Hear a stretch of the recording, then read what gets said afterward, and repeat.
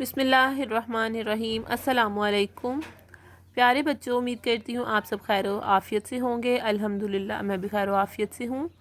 پیارے بچوں، میں آپ کو اردو کی جماعت میں خوش آمدید کہتی ہوں۔ آپ سب جانتے ہیں کہ سابقہ سبق میں ہم نے نظم حمد کے سوالات و جوابات کی دہرائی کی تھی، یعنی آپ نے ان سوالات کے جوابات کو لکھنا سیکھا تھا۔ امید کرتی ہوں آپ نے ان سوالات کے جوابات اچھے طریقے سے تحریر کیے ہوں گے۔ جی پیارے بچوں، اب ہمارا آج کا سبق ہے قواعد۔ ہم قواعد میں مختلف چیزوں کو دیکھیں گے۔ سب سے ہمارا پہلا سوال ہے، نظم سے وہ مصرع تلاش کر کے لکھیے جس میں ایک دوسرے کے متضاد الفاظ استعمال ہوئے ہیں۔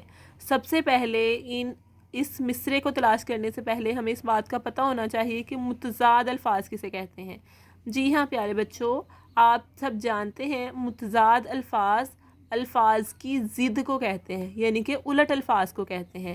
ٹھیک ہے، اب ہم اس نظم سے متضاد الفاظ استعمال ہوئے جن مصروں میں متضاد الفاظ استعمال ہوئے ہیں انہیں تلاش کریں گے۔ جی پیارے بچوں، آپ دیکھ سکتے ہیں کہ ہمارا دوسرا شعر ہے جس کا پہلا مصرع ہے، زمین آسماں بھی ہیں تو نے بنائے۔ ٹھیک ہے، یہ متضاد لفظ ہے۔ زمین جس پر ہم چلتے پھرتے ہیں اور آسمان جو ہمیں نیلا فلک اوپر دکھائی دیتا ہے وہ آسمان ہے۔ ٹھیک ہے، زمین اور آسمان دو متضاد چیزیں ہیں۔ ٹھیک ہے، ایک اونچا اور ایک نیچا ہے، اس لیے ہم انہیں متضاد الفاظ کہتے ہیں۔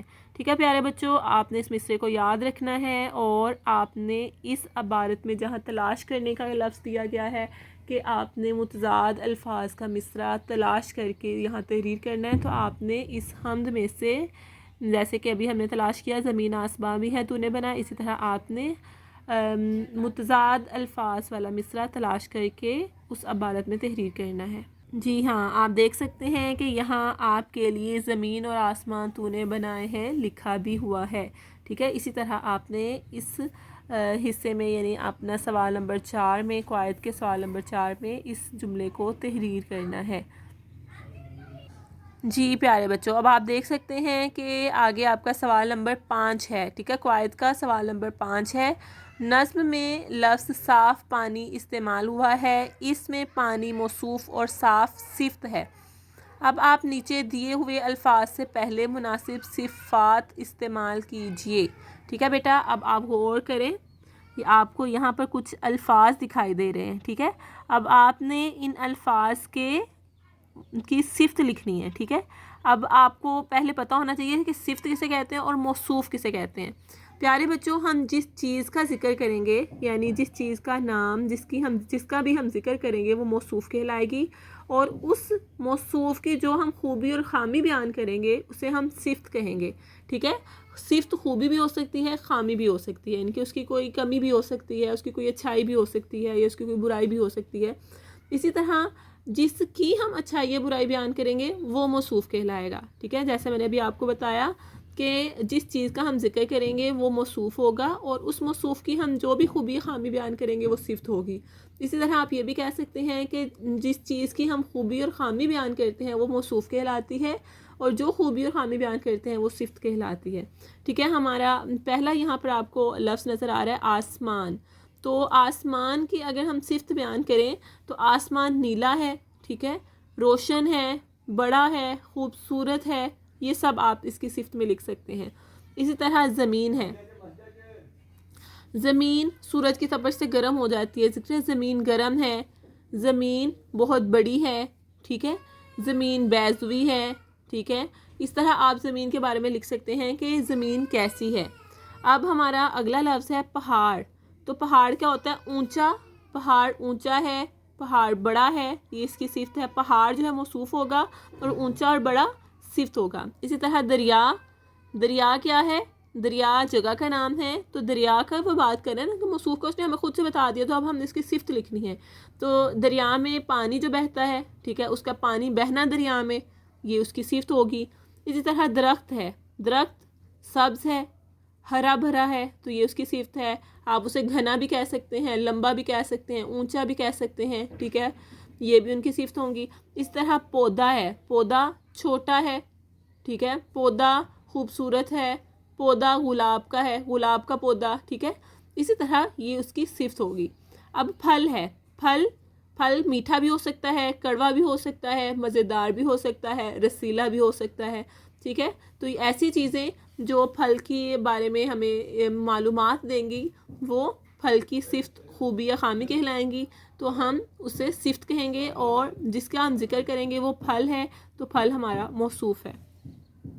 اس طرح خوبصورت پھول، اب یہاں پہ آپ نیلا پھول بھی لکھ سکتے ہیں، گلاب کا پھول بھی لکھ سکتے ہیں، رنگ برنگے پھول بھی لکھ سکتے ہیں، ٹھیک ہے۔ یعنی آپ یہاں پر جو لفظ لکھیں گے وہ صفت ہوگا، اور جو یہاں پہ لفظ لکھا ہوا ہے یہ موصوف ہے، یعنی یہاں پر جتنے الفاظ ہمیں لکھے دکھائی دے رہے ہیں یہ موصوف ہیں، اور جو ہم ان کی تعریف میں لکھیں گے یا ان کے بارے میں بتانے کے لیے کچھ الفاظ لکھیں گے، ان کی خوبی یا خامی لکھیں گے، وہ ان کی صفت ہوگی۔ جیسے اب یہاں پر سورج ہے، سورج کیا ہے؟ گول ہے، گرم ہے، روشن ہے، ٹھیک ہے۔ تو یہ سورج کی صفت ہیں، صفات ہیں، ٹھیک ہے۔ ایک صفت ہوتی ہے، زیادہ ہو تو وہ صفات ہوتی ہیں۔ اسی طرح رات ہے، رات اندھیری، رات کالی، رات سیاہ، ٹھیک ہے، یا تاروں بھری رات لکھ سکتے ہیں آپ یہاں پر، ٹھیک ہے۔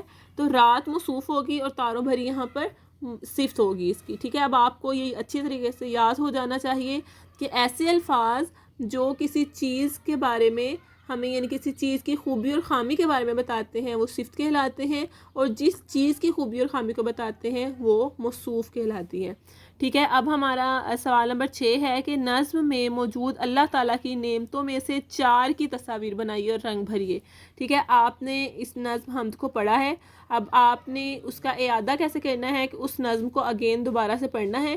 اس کو پڑھنے سے آپ کو اندازہ ہوگا کہ اس میں کن کن چیزوں کا ذکر ہے۔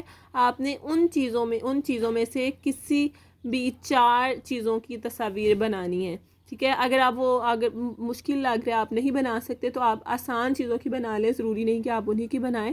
آپ یہاں پر سورج کی تصویر بنا لیں، سورج بنانا بہت آسان ہے، چاند کی بنا لیں، ستارہ بنا لیں، ٹھیک ہے۔ اس طرح درخت بنا لیں، کوئی پودا بنا لیں، ٹھیک ہے۔ ایسی چیزیں جو آپ آسانی سے خوبصورت انداز میں بنائیں، آپ ان کی پکس بنائیں اور پھر ان کی خوبصورت سی تصویر بنا کے انہیں گروپ میں شیئر کر دیں، ٹھیک ہے پیارے بچوں۔ اب آپ کا گھر کا کام یہی ہے کہ صفحہ نمبر 2 اور 3 کے قواعد، سوال نمبر 4، 5 اور 6 آپ نے ان کو مکمل کرنا ہے اور خوبصورت انداز میں ان کو تحریر کرنا ہے، خوش خط تحریر کرنا ہے، تاکہ میں بھی خوش ہو جاؤں اور آپ کو بھی یہ کام کر کے بہت خوشی ہو۔ امید کرتی ہوں آپ یہ کام بہت اچھے طریقے سے کریں گے اور آپ کو آج کے سبق کی اچھی طرح سے سمجھ آئی ہوگی۔ بیٹا آپ سب اپنا خیال رکھیے، اگلے سبق کے ساتھ دوبارہ ملیں گے۔ اللہ حافظ۔